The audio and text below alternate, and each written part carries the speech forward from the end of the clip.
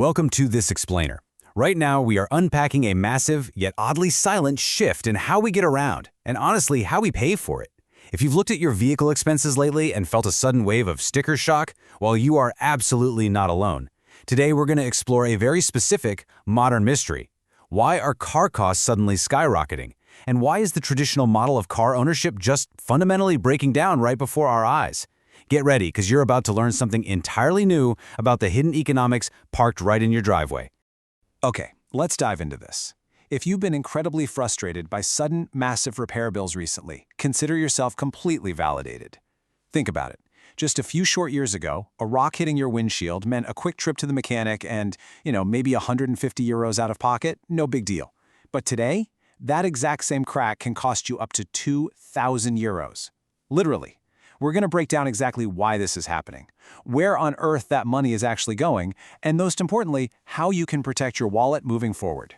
Moving right into Section 1, the insurance chaos, and how companies are pushing away risk. Let's treat this a bit like a detective story, okay? Our first major clue lies straight with the insurance companies.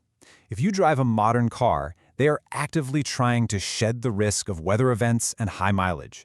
And here is the literal price tag of all that chaos.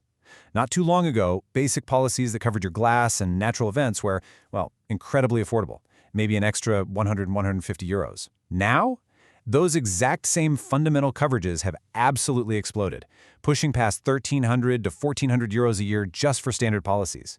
The safety net has basically morphed into a massive financial burden.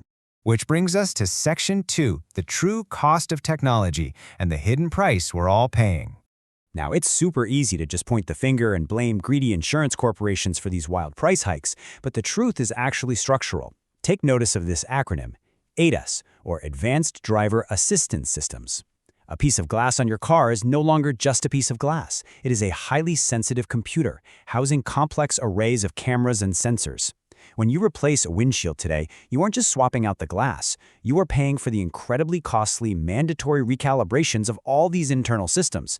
A simple chip from a tiny pebble now triggers a whole domino effect of high-tech labor. And then add to that this new reality. Hail is the new climate normality. It used to be that a sudden summer hailstorm was this rare, unlucky, once-in-a-decade thing. Now, it's practically scheduled programming. It's almost funny in a really dark way.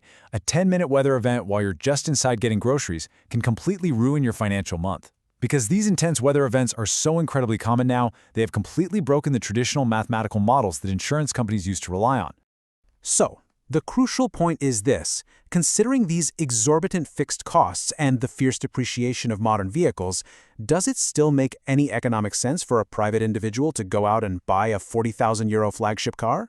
The whole concept of outright owning your primary travel vehicle is rapidly losing its financial logic. I mean, if the car is going to drain your wallet every single time it hails or a sensor needs a reset, we desperately need to rethink how we consume mobility.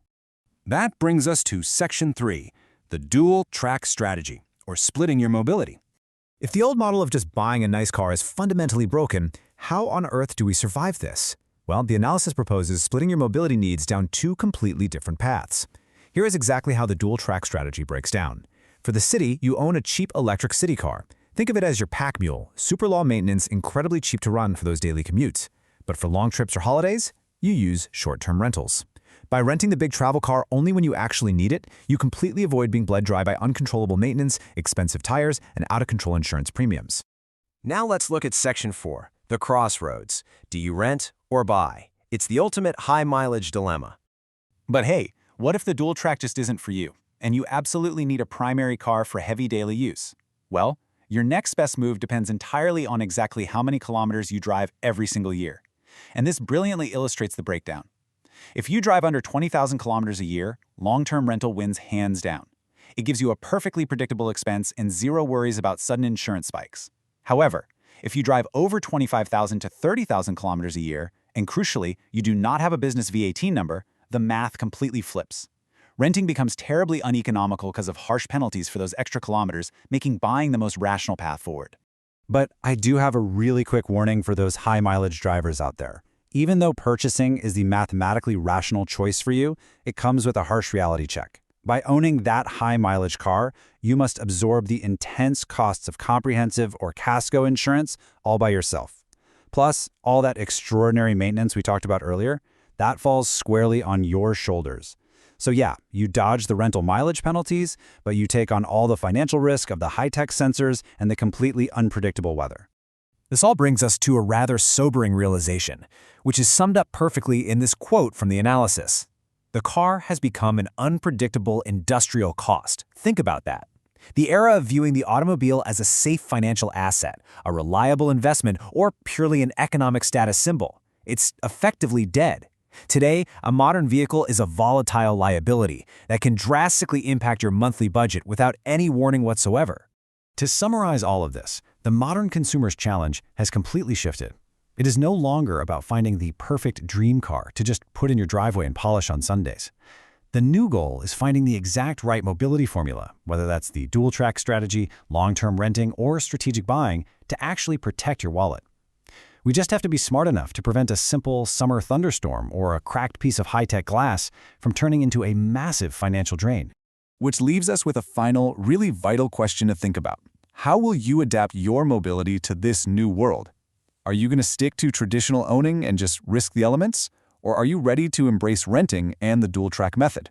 I'd absolutely love to know what you think about this topic, so please share your thoughts and let us know your strategy. Thank you so much for listening to this explainer and taking the time to dive deep into this fascinating shift with me today. Stay smart out there on the roads.